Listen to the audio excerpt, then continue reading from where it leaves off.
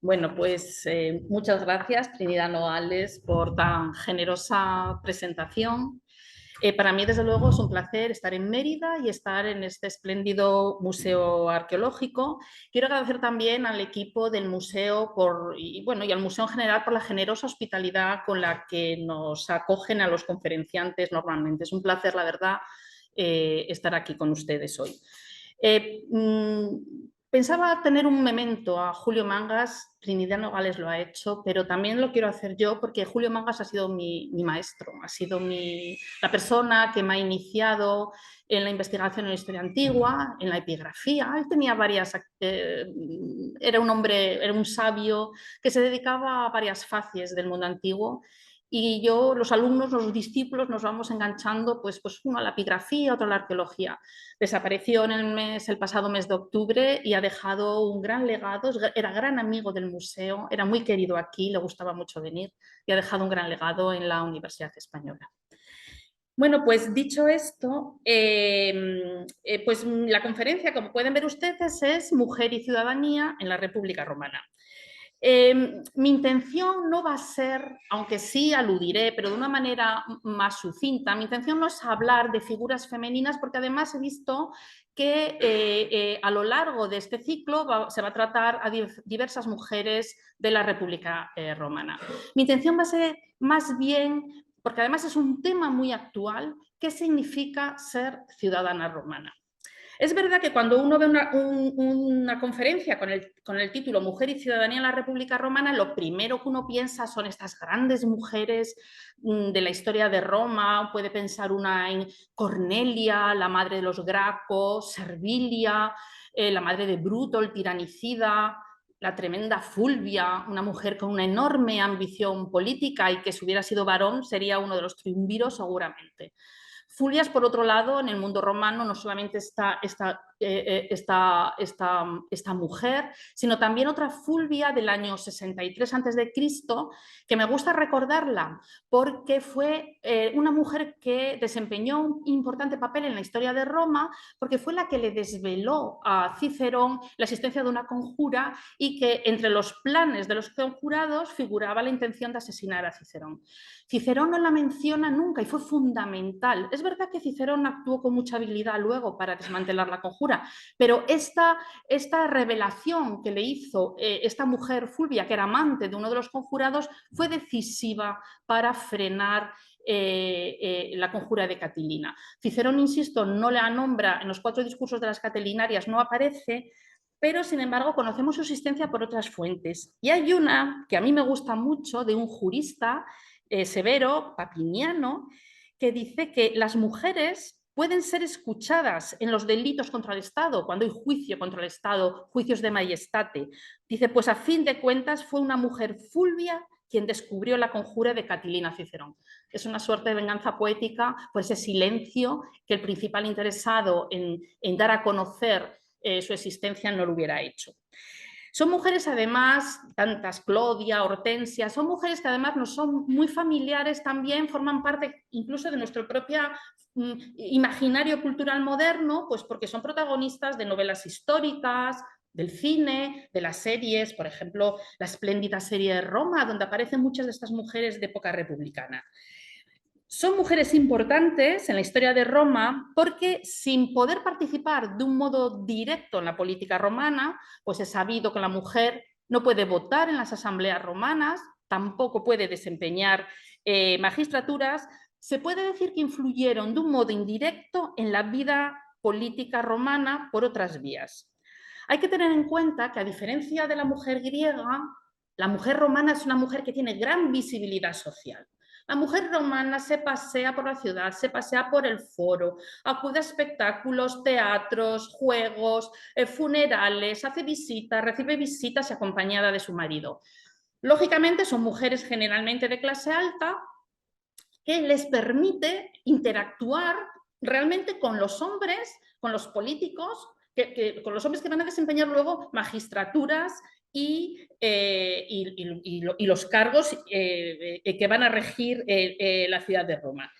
esta ocupación de un espacio público que tiene la mujer romana, a diferencia de la mujer griega, le permite establecer un sinnúmero de relaciones que pueden denominarse políticas.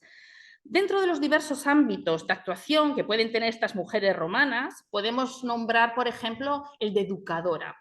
Me pienso, la educadora por excelencia de los jóvenes aristócratas romanos es Cornelia, de la que hablará posteriormente en una de las conferencias la profesora Rosa Cid, que conoce también la figura de Cornelia. Cornelia era hija de Publio Cornelio Escipión el Africano y encarna muy bien, como defiende Rosa Cid, ese papel de matrona, de la mujer que reúne la virtus, es la quinta esencia de la virtus romana. Pero también Cornelia, a mí Cornelia me recuerda un poco a esas mujeres francesas, a esas aristócratas francesas del siglo XVIII que abrían salones y que podían dar a leer a sus vástagos pues, obras de Rousseau o de Voltaire. ¿Y por qué digo esto? Porque Cornelia no es solamente una matrona que educa a sus hijos, porque es una de las labores de la mujer romana y en cierta manera es una labor política, porque van a ser los futuros gobernantes de la ciudad. No solamente transmite los valores tradicionales romanos, Cornelia se preocupa por estar a la vanguardia de la educación para sus hijos y a la vanguardia digamos, del diseño, del currículum cultural en ese momento de la aristocracia romana es el mundo griego. Sabemos que por algunos textos nos lo comentan, tanto Tiberio como Cayo, que luego destacaron, además de como políticos, como tribunos de la plebe, como excelentes oradores, su propia madre Cornelia se preocupó que el mejor orador de la época, que era Diófanes de Mitilene, fuera el preceptor de los mismos. Incluso un político estoico procedente de la Campania, como es Blosio de Cumas, que fue, digamos, que el intelectual que diseñó en cierta manera algunas formas que iba a tener la política de los hermanos Graco, pues posiblemente, aunque las fuentes hablan de Mucio Scévola, posiblemente el contacto con Blosio de Cumas, que va a tener, insisto, una importancia tremenda y es un filósofo, un reconocido filósofo campano de filiación estoica, quizá haya venido a través del contacto, a través de la propia madre Cornelia, que se retiró al Miseno, a la Campania, y allí tenía una vila donde se reunían intelectuales, aristócratas y personas destacadas de la época. Bueno, y por otro lado también Cornelia, Cornelia no solamente era educadora, ejercía como educadora de sus hijos, también siguió muy atenta a la política. Las mujeres romanas acompañaban a sus hijos cuando iniciaban la carrera política y muchas de ellas estaban muy atentas. Por ejemplo, Cornelia censuró mucho a su hijo Tiberio cuando digamos que actuando no conforme al mos, no conforme a la costumbre, porque esto que hizo no era costumbre en Roma, depuso a un magistrado en ejercicio. Y Cornelia le censuró muy duramente, concretamente al tribuno de la plebe, al colega, que quería impedir la votación de la ley agraria. Es decir, que Cornelia no es solamente una mujer que reúne todas esas cualidades de matrona, sino que es una mujer muy avanzada para su época y que está en la vanguardia de las corrientes intelectuales, todas procedentes del mundo griego, que están penetrando en Roma en esta época. Otra mujer también muy destacada, por ejemplo, que es la gran estratega, pues puede ser Servilia, la madre de Bruto. Es cierto que toda la estrategia de Servilia iba destinada realmente a apoyar la carrera de su hijo Bruto. Pero por Cicerón, por las cartas de Cicerón, sabemos que participó en reuniones políticas con una enorme desenvoltura y con una enorme autoridad, especialmente después de la muerte de César. Por ejemplo, el propio Cicerón nos cuenta en una de sus cartas que están reunidos unos políticos romanos y está convocada Servilia. Y manda callar a Cicerón. Seguramente que Cicerón se pone a hacer uno de esos discursos que muchas veces pues no interesaban a todo el mundo, le hace callar porque le indica que las cosas no van por ahí. Y además, en la misma carta se afirma que la propia Servilia se comprometía a suprimir un nombramiento, la propia Servilia se comprometía a suprimir un nombramiento para un cargo, concretamente, bueno, para el suministro de trigo de un decreto del Senado. Es decir, vemos cómo las mujeres no participan, eso es cierto, digamos en la política directa, pero tienen amplios espacios de actuación donde se puede decir que sus decisiones tienen un correlato político claro. Fulvia, por ejemplo, la ambiciosísima Fulvia, la mujer de Marco Antonio, basta decir las palabras de Plutarco, que la definen, decía Plutarco: no estaba hecha para cardar la lana y cuidar de la casa, ni se conformaba con dominar un marido normal y corriente, sino que quería gobernar al gobernante y comandar al comandante. Y sigue diciendo Plutarco que hasta la propia Cleopatra tenía que estar agradecida a Fulvia porque le había enseñado a Marco Antonio a obedecer a la mujer, claro. Estas son mujeres destacadas que con su acción individual, pues se puede decir que hacen política, participan de la política o al menos sus acciones tienen un efecto político. No solamente hubo acciones individuales en el mundo romano, también tenemos acciones colectivas, como el conocidísimo episodio de la manifestación de las matronas romanas en el año 195, que se suele a veces un poco excesivamente se ha tildado como la primera manifestación feminista en Roma. Es verdad que es la primera vez que vemos a un colectivo de mujeres reunirse para reclamar pues, unos derechos que creían que se les debía ser devueltos. Pues en el año 195 las matronas se reúnen en Roma para presionar.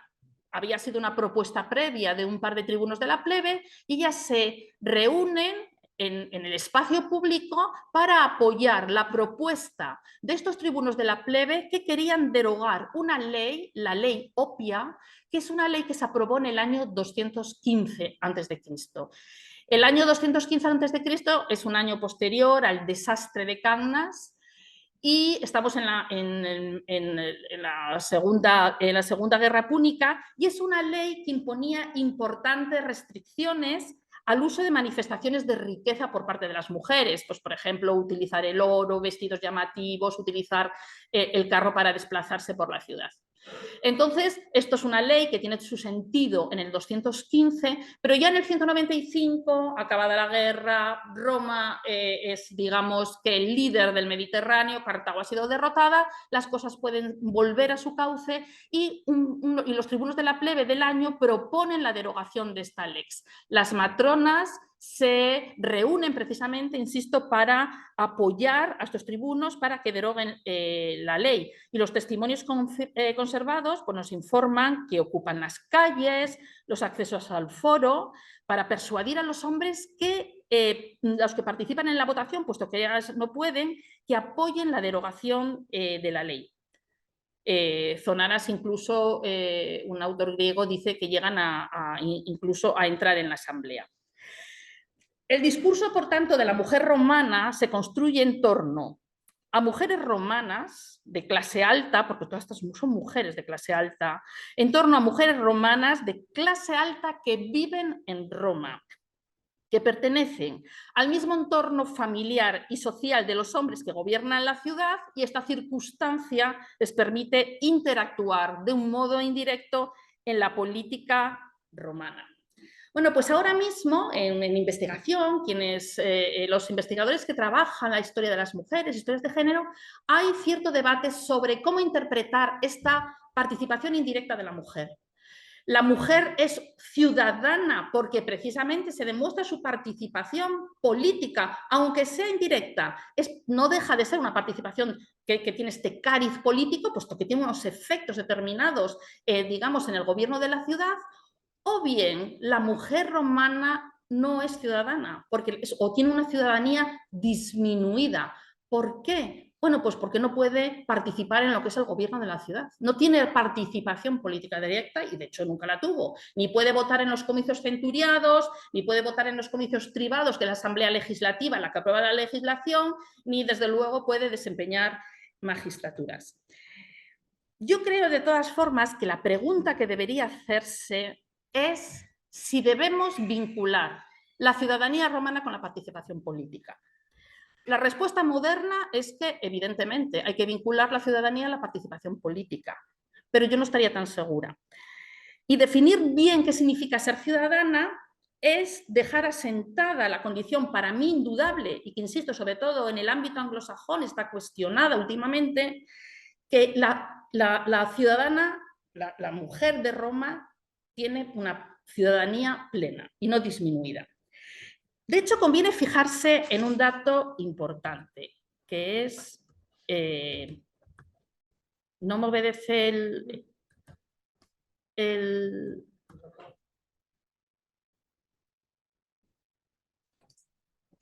no me va.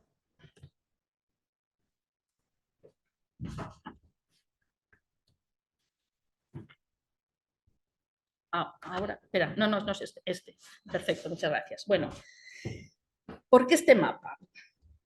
Bueno, pues yo creo que a la hora de valorar lo que significa ser la ciudadana romana, estamos muy centrados a la hora de trabajar, insisto, en mujeres de clase alta, porque es verdad que también la documentación que tenemos nos condiciona. No tenemos la misma información sobre las capas medias de la población o mujeres de clase baja que de las mujeres de clase alta, las que forman parte del entorno de los gobernantes y de los políticos romanos. Pero entonces, a veces da la sensación de que estamos muy centrados en este tipo de mujeres y además dentro de este tipo de mujeres las que viven en Roma.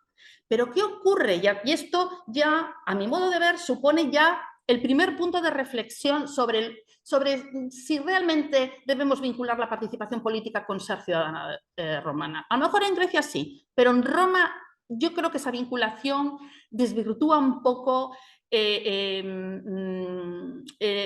la propia valoración de la acción femenina en la ciudad. ¿Qué ocurre? Pues que nos centramos, insisto, en mujeres ciudadanas romanas que viven en Roma, pero en el siglo IV antes de Cristo, es decir, un siglo donde todavía se desarrolla la lucha entre patricios y plebeyos, que digamos que todavía es la Roma arcaica. Que está en un momento de embrión, se están desarrollando las instituciones romanas. Bueno, pues en el siglo IV antes de Cristo hay más mujeres romanas fuera de Roma que en la propia Roma.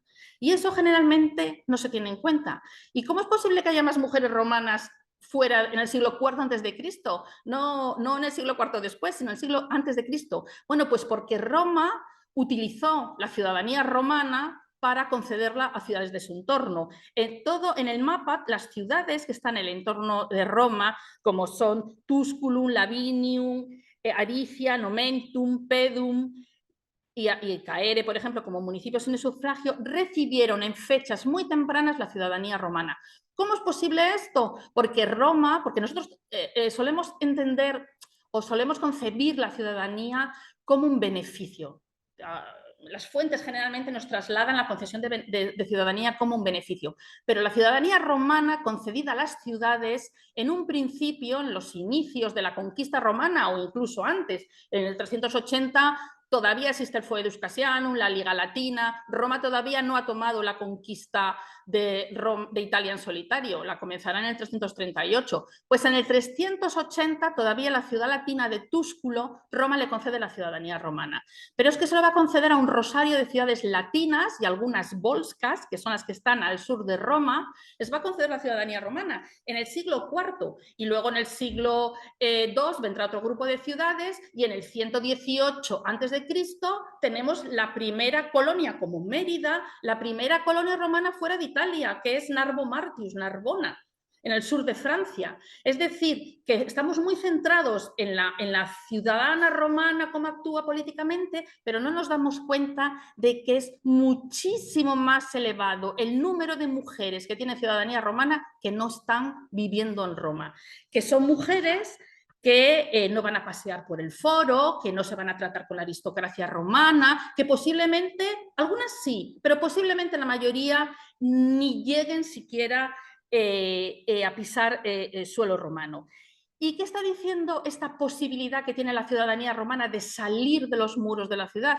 Que posiblemente su contenido no sea político, no sea la participación política donde tengamos que ir a buscar la acción de las mujeres. y el diseño, la trama de la propia ciudadanía romana, sino que posiblemente sea el contenido jurídico el que da forma y el que define a la ciudadanía en Roma. Y no solo en el imperio, donde la política está cancelada, sino en la República, que es digamos, la única época del imperio romano donde hay cierta actividad política. Por ejemplo, en Atenas, en Grecia, la ciudadanía nunca logró sobrepasar los muros de la ciudad. La ciudadanía en las poleis griegas estaba limitada por los muros de la ciudad. Sin embargo, Roma, desde un principio, la ciudadanía romana sale. Y eso es un indicativo que quizá no sean los contenidos políticos entendidos como participación los que definan la ciudadanía romana, en este caso, de la mujer. En realidad, cuando hablamos de ciudadanía, nos pasa que estamos condicionados por nuestra idea moderna de ciudadanía. La entendemos como participación. Nosotros no entendemos más ciudadanía que la ciudadanía como participación. Se puede canalizar esta de un modo representativo, votar cada 4 años o no votar nunca, pero hay esa posibilidad de votar. Y así entendemos que debe ser la ciudadanía en el mundo moderno. Por este motivo, solemos, que os he puesto aquí 2 textos, solemos entender muchísimo mejor, nos resulta mucho más moderno, mucho más cercano a nuestros ojos Aristóteles que Cicerón. Aristóteles, que en este texto tiene muchísimos en la política, y dice, ¿quién es el ciudadano? Quien tiene derecho a participar en la función deliberativa y judicial. De ese decimos que es ciudadano de esta ciudad. Y llamamos ciudad al conjunto de estos individuos. Es decir, la participación política es decisiva para definir al ciudadano en una polis griega. Ahora bien, si leemos a Cicerón, pues ya nos resulta un poco más extraño centrar en que ¿qué es una ciudad? Sino una sociedad de derecho entre ciudadanos. Podemos tener una vaga idea, pero nos es una definición más difícil de concretar los contenidos. Leemos la política de Aristóteles y la entendemos, sabemos lo que es la participación política, con los condicionantes de cada uno, pues lógicamente, de su época. En realidad, lo que está diciendo Aristóteles y el mundo griego en general, la idea que subyace es que forma parte de la naturaleza humana, de la naturaleza del hombre participar en política. Es el famoso son politikon, el que se traduce es mejor traducirlo por animal de polis. ¿Y quiénes son la polis? La polis no es un concepto morfológico, la polis es un concepto institucional. La polis son los que juzgan, los que deliberan, los que ejecutan por turno las decisiones políticas. ¿Qué ocurre? Que el concepto de polis es un concepto que excluye, por tanto, a grandes grupos de población, excluye a las mujeres y excluye a los esclavos, por ejemplo, como también va a excluir a los extranjeros. Excluye a las mujeres y excluye a los esclavos porque son grupos que están vinculados al mundo de la materialidad.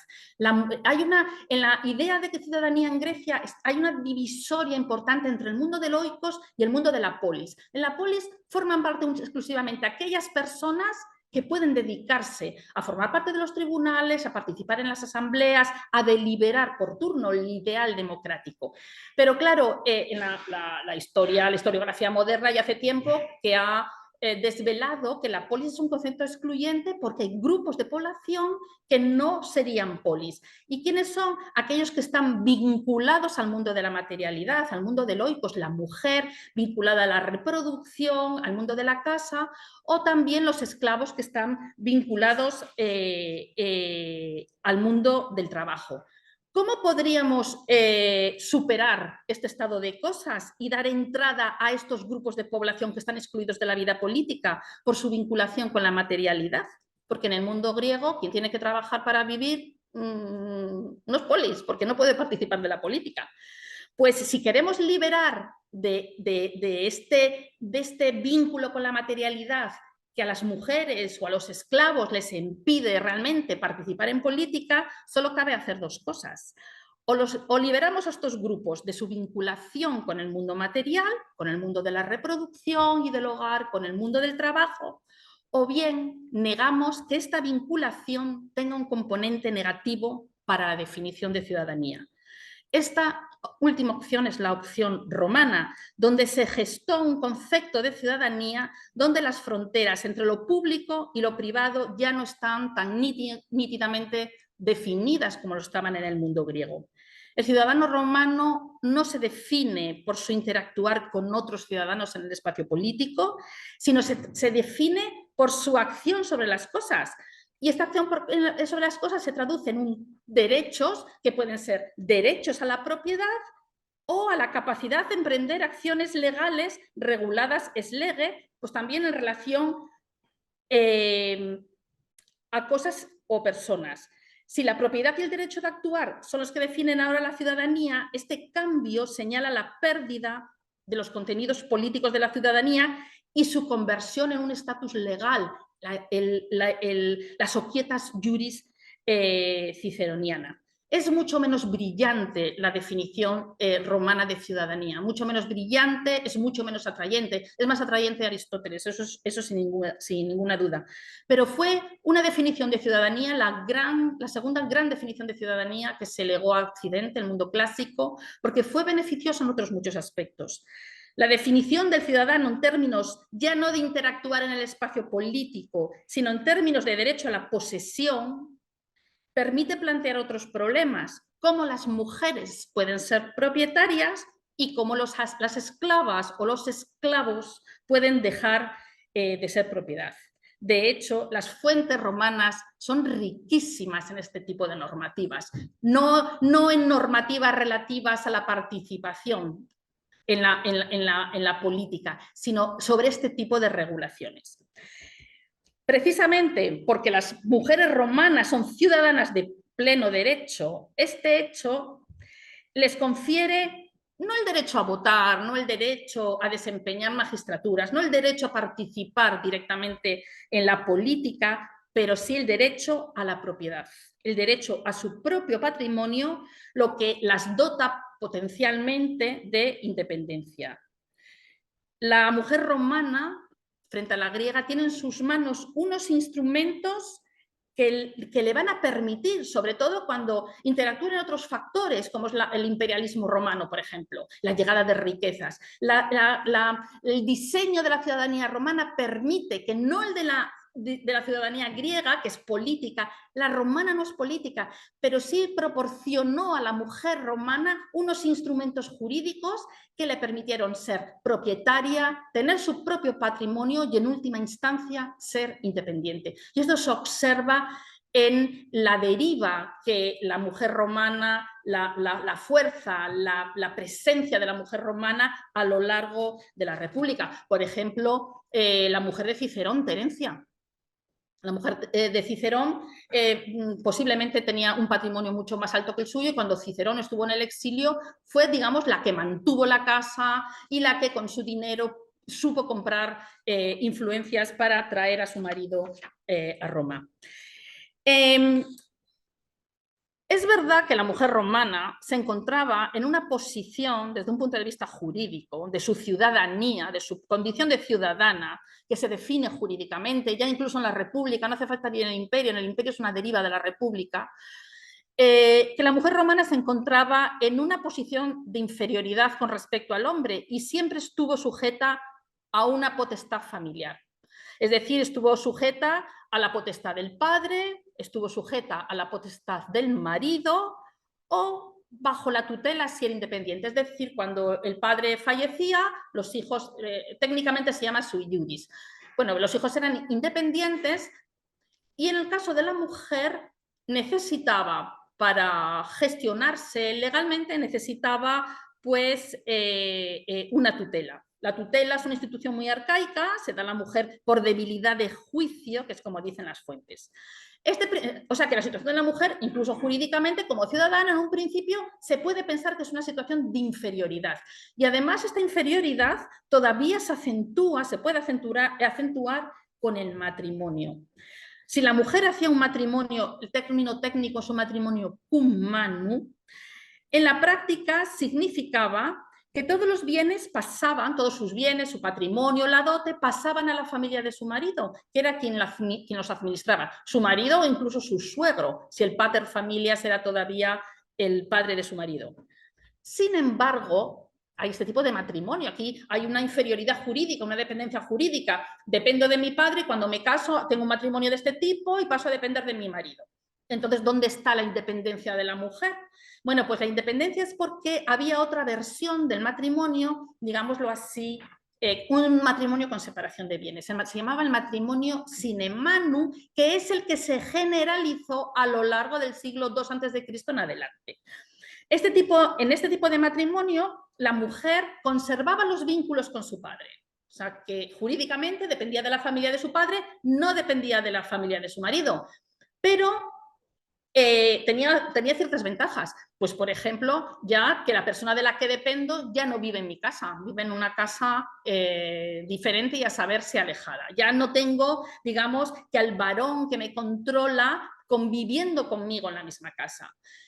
Eso es una ventaja inmediata. Pero en segundo lugar, como por razón de edad es más lógico que fallezca antes el padre que el marido, resulta que la mujer que se ha casado sine manu hereda del padre y se encuentra que es una mujer independiente con su propio patrimonio.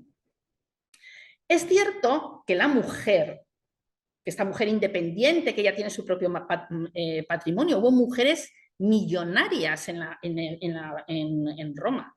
Y esta posibilidad de que una mujer tenga su propio patrimonio, insisto, la genera la propia ciudadanía porque tiene este tejido jurídico, no político, sino jurídico. Y entonces es la que potenció a la mujer en la ciudad de Roma. Es cierto que incluso aun siendo independiente, yo tengo mi propio patrimonio, necesito de un tutor. Pero el tutor acabó siendo incluso, que es una institución arcaica, la tutela, acabó siendo una mera ficción jurídica. De hecho, hubo intentos, como una lex que se llama la Lex Boconia en el 169, de limitar la capacidad sucesoria de las mujeres para evitar su enriquecimiento, que parece ser que preocupaba y podía molestar a los varones, pero no parece que su aplicación surtiera efecto alguno. Ya Cicerón, en el discurso pro Murena, decía que a pesar, ya se quejaba, Cicerón tiene una visión conservadora y ya se quejaba, dice que a pesar de que fue voluntad de los antepasados que la mujer por voluntad de juicio tuviera un tutor, dice, pero los jurisconsultos inventaron ahora una especie de tutores que estuvieran sometidos a la potestad de las mujeres.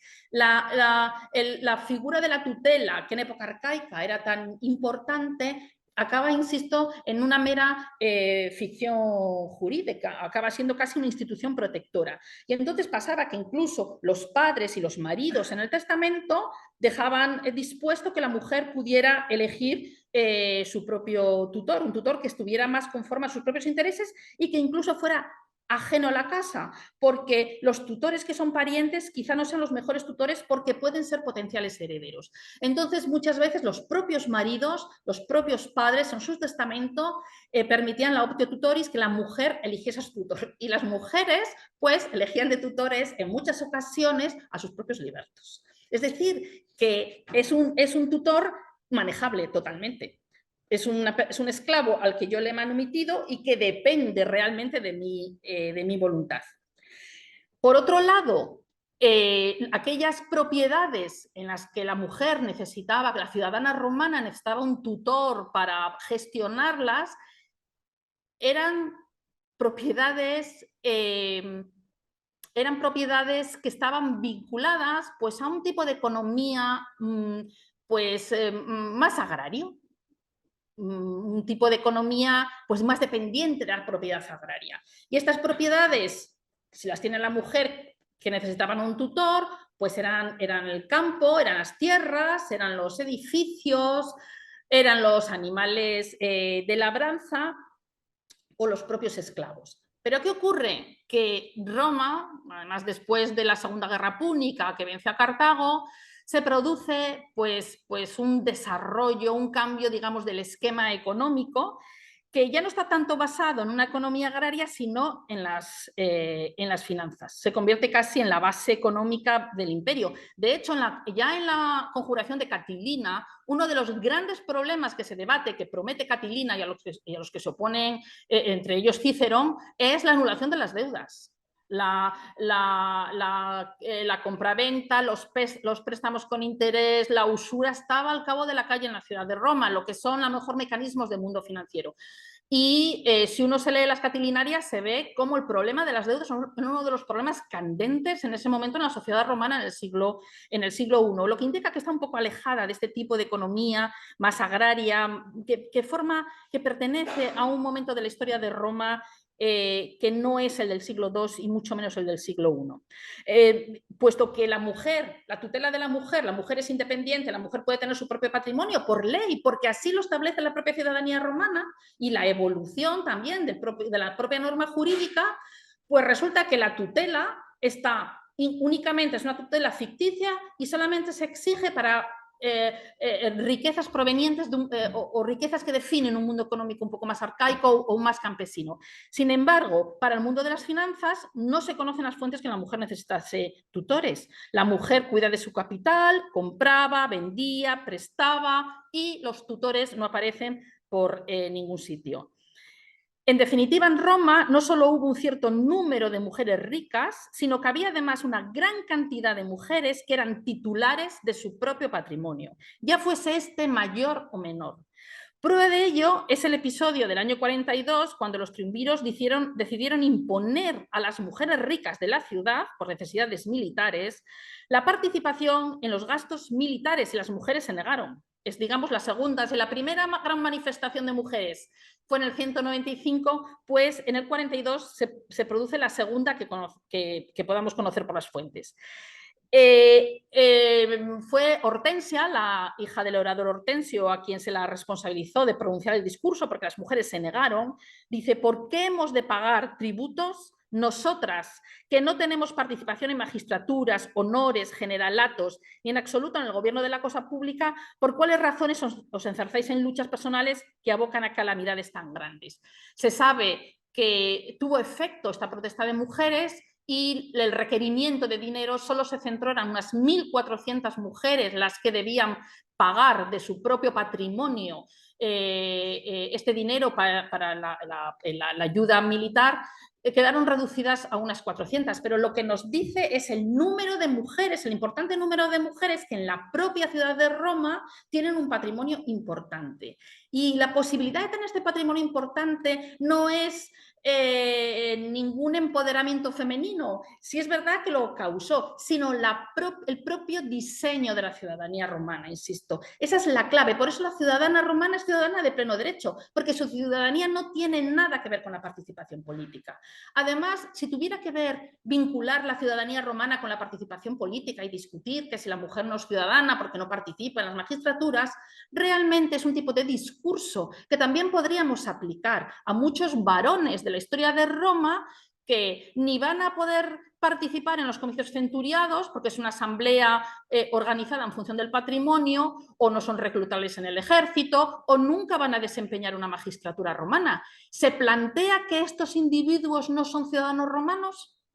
No se suele plantear. Sí se plantea con las mujeres, pero con los hombres no, y pueden estar en una situación paralela.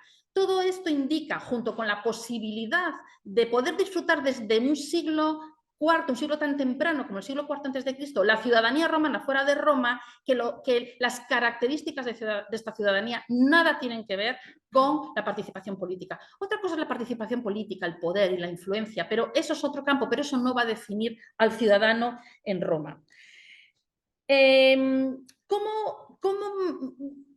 Si la ciudadanía romana me da estas posibilidades, porque, insisto, son sus características, la posibilidad de que la mujer pudiera tener un patrimonio propio, ¿cómo me convierto en ciudadana romana? Porque, bueno, pues digamos que es una condición jurídica beneficiosa para la mujer. Bueno, pues hay varias vías para que una mujer que no sea romana pueda convertirse en romana. La primera vía que tenemos para convertirnos, para que una mujer se convierta en romana, es haber nacido de un matrimonio legítimo, lógicamente de romanos. Pero el mundo romano es un mundo enormemente complejo y las variantes matrimoniales pues son diversas. Puede pasar que un ciudadano romano se case con una extranjera. Roma no reconoce este matrimonio, salvo que exista un derecho que se llama el derecho de connubium, que es al que hace referencia este texto de Gallo. El ciudadano romano que se casa con una extranjera con la que tiene derecho de matrimonio se contrae un justo matrimonio y entonces el nacido de él es ciudadano romano y entra bajo la potestad del padre. Un ciudadano romano se puede casar con una mujer extranjera, se puede casar con una mujer latina porque con esta tiene connubium, y los hijos en el mundo romano se vinculan al padre y heredan la ciudadanía romana, aunque la madre sea extranjera. La madre no se va a convertir en romana, pero sí la descendencia. Pero si estamos en una situación inversa, si la mujer es la ciudadana romana y se casa con un extranjero, aunque el matrimonio sea legítimo y reconocido por el derecho romano, los hijos se vinculan al padre en un matrimonio legítimo y el hijo que nace es extranjero. Otra forma de hacerme ciudadana romana es a través, soy una esclava que me manumitan, a través de una manumisión. Es una vía complicada porque la manumisión está, como todo en Roma, regulada jurídicamente, hay mucha normativa, sobre todo a partir de Augusto, sobre la manumisión de esclavos. Entonces ocurre que si yo manumito una esclava y no lo hago conforme a procedimiento, esta esclava no obtiene la ciudadanía romana. Pero en general, todo esclavo en Roma, los esclavos, había una manumisión bastante frecuente, un número alto de manumisiones. Es una de las vías principales por el que se generan ciudadanas romanas, a través de la política manumisora. También por una concesión individual de ciudadanía. Las mujeres rara vez reciben la ciudadanía romana a título individual. Tenemos un caso de una sacerdotisa del sur de Italia, de Velia, que se llama Califana, lo sabemos por un discurso de Cicerón, a la cual se le dio la ciudadanía romana, pero quizá por una cuestión de observancia religiosa, para que los ritos que iba a protagonizar no los hiciera como extranjera, sino como ciudadana romana. Lo habitual es que la ciudadanía romana a título individual solo la adquieran los varones.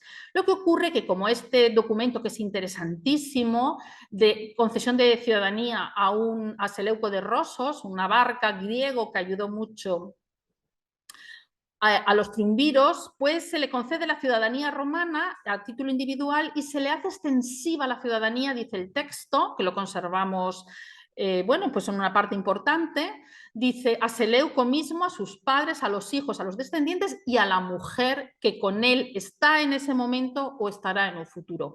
Esta es una de las vías por las cuales las mujeres extranjeras pueden acceder a la ciudadanía romana, porque se les hace extensiva en muchas ocasiones, sobre todo cuando son mujeres de clase alta, lógicamente, la ciudadanía romana, que se concede individualmente por méritos referidos al Estado romano a sus maridos. También uno se puede generar ciudadanas romanas, como vimos, como en el caso de Túsculo, cuando Roma da la ciudadanía romana a una ciudad y convierte su población en romana. Por eso decía que en el siglo IV a.C. estamos centradas en las mujeres romanas que viven en Roma, pero resulta que es muchísimo más alto el número de ciudadanas romanas que no viven en Roma, de las que no sabemos gran cosa, porque las mujeres del mundo provincial o de otros territorios comenzamos a saber de ellas realmente en el imperio a través de la epigrafía, cuando las vemos participar, sobre todo las mujeres de la oligarquía participan en ceremonias religiosas o hacer acto de vergetismo. En la República es muy poco lo que sabemos de las ciudades, de las mujeres romanas de otras ciudades de Italia, pero el asunto, esto nos indica, como decía antes, que la ciudadanía romana no puede vincularse con la participación política, porque entonces, ¿qué ocurre con esas mujeres que no están viviendo en Roma y que no van a participar de la política? Porque si hay una cosa clara es que la verdadera política se hace en Roma, no se está haciendo en Túsculo ni se está haciendo en Aricia, sino en la propia ciudad de Roma. Otra vía importantísima de acceso a la ciudadanía romana, que además es muy importante para Hispania, porque para todo el occidente del imperio, pero Hispania principalmente, porque en época Flavia pues se emitió unos documentos excepcionales que conservamos casi en su totalidad. Pues en el año 89 a.C., los romanos inventaron una nueva fórmula para integrar poblaciones. Este expediente es importantísimo porque es la vía a través de la cual se va a integrar el occidente del imperio, que es lo que se conoce como el Jus Lati o la latinidad. Se concede en el año 89, es una vía que, bueno, posiblemente, iba a decir que no existía, pero posiblemente se haya concedido a las colonias latinas antes de la Guerra Social. Lo que pasa que, bueno, esto es un asunto muy debatido. Pero bueno, ¿qué tiene de interés para la mujer como una vía para generar ciudadanas romanas? Bueno, pues que se concede el derecho del Lacio, en este caso en el año 89, a comunidades galas, esas que están en rojo, que es la Galia Cisalpina, que luego, esto será Italia en época de Augusto, pero en la República es una provincia todavía, hasta que en el 49 César le dé la ciudadanía romana a esta zona y luego se acabe, pierde su estatus provincial y se integra en Italia. Pero durante la República, la Italia republicana es una Italia de menor extensión que lo que va a ser la Italia imperial. Bueno, pues como aquí vivían comunidades galas muy sumergidas en su mundo indígena, no convenía integrarlas en la ciudadanía romana. Entonces, quizá hay un autor como Lubraski que dice que detrás de este expediente hay un importante jurista, que es el hijo de Mucio Scévola, pues se les dio un derecho que permitía a los magistrados de las comunidades galas, este derecho se conoce como el Jus Lati, les permitía obtener la ciudadanía romana desempeñando una magistratura en sede local, es decir, en la propia Civitas. Este texto de Asconio no nos lo dice directamente para el 89, pero tenemos información posterior, hispana de época Flavia, que nos indica que este derecho era extensible a los padres del magistrado, a la mujer del magistrado y a los hijos legítimos. Es decir, toda la familia del magistrado, al cesar en su cargo, recibía la ciudadanía romana. Y la mujer era también recibía también la ciudadanía romana junto con su marido. Porque esto también es una cuestión, este es un derecho que afecta fundamentalmente a las oligarquías, porque en los diplomas militares, por ejemplo, vemos que se concede la ciudadanía romana, pero no se concede la ciudadanía a la mujer. La ciudadanía romana la van a heredar, se concede al auxiliar licenciado y la pueden heredar sus hijos de forma retroactiva, pero la mujer rara vez consigue la ciudadanía romana. Aquí, como estamos en un entorno de oligarquías, se concede la ciudadanía romana, recibe también la mujer. Una versión, aunque es de época Flavia, muy elaborada, más elaborada que la que tenemos en el 89, pero es el mismo derecho.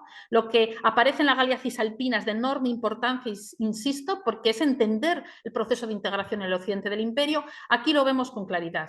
El texto indica el capítulo 21 de la ley municipal cómo se consigue la ciudadanía romana en ese municipio y dice que aquellos magistrados elegidos entre los senadores al cesar en su cargo, serán ciudadanos romanos juntamente con sus padres, cónyuges y los hijos habidos de matrimonio legítimo que se hallen bajo la potestad de sus padres. La tendencia es que las mujeres de la oligarquía realmente reciben o son beneficiarias también de las obtenciones del acceso a la ciudadanía romana de sus maridos. La situación después de la República en todo el occidente del imperio será que las mujeres de la oligarquía realmente van a tener todas la ciudadanía romana, una ciudadanía romana definida jurídicamente, insisto, que es como creo que hay que entender la ciudadanía romana, mientras que las mujeres de capas medias y de capas bajas de la población, algunas podrán ser peregrinas, pero un número elevadísimo de mujeres serán de condición jurídica latina y nunca llegarán a la ciudadanía romana, porque el latino que se va a generar este expediente republicano no tiene una vía específica de acceso a la ciudadanía romana, a no ser que pertenezcas a la oligarquía local. Quiero finalizar con unas consideraciones generales, unas reflexiones de la profesora Rosa Cid, a la que tanto debo, la verdad, en el estudio de la mujer romana, que afirma que es relevante para las mujeres de la República, y eso es verdad, el contexto imperialista de los siglos III y II, ya que la ausencia de los padres que las tutelaban ciertas matronas romanas tenían la posibilidad de asumir, no jurídicamente, sino informalmente, el rol de pater familias. Además, la riqueza de las mujeres incrementa también, eso es cierto, a causa de la elevada mortalidad masculina, ya que en algunos casos las convierte en las únicas herederas de los bienes familiares. Y como jurídicamente puedes ser independiente, puedes tener tu patrimonio, esto provoca el enriquecimiento y la presencia importante de mujeres poderosas en la vida política romana. Asimismo, la llegada de esclavos con los botines de guerra permite que las matronas de las familias aristocráticas puedan relegar sus tareas domésticas y dedicar su tiempo libre a cultivarse. Desde luego, Cornelia podría también entrar en esta imagen. La mejora de su situación económica y el acceso al conocimiento y la cultura supone un incremento, sin duda, del poder de estas mujeres que las posibilita participar, pueden participar en cierta medida de un modo indirecto en la vida pública y política romana, por esta gran visibilidad que siempre ha tenido la mujer romana.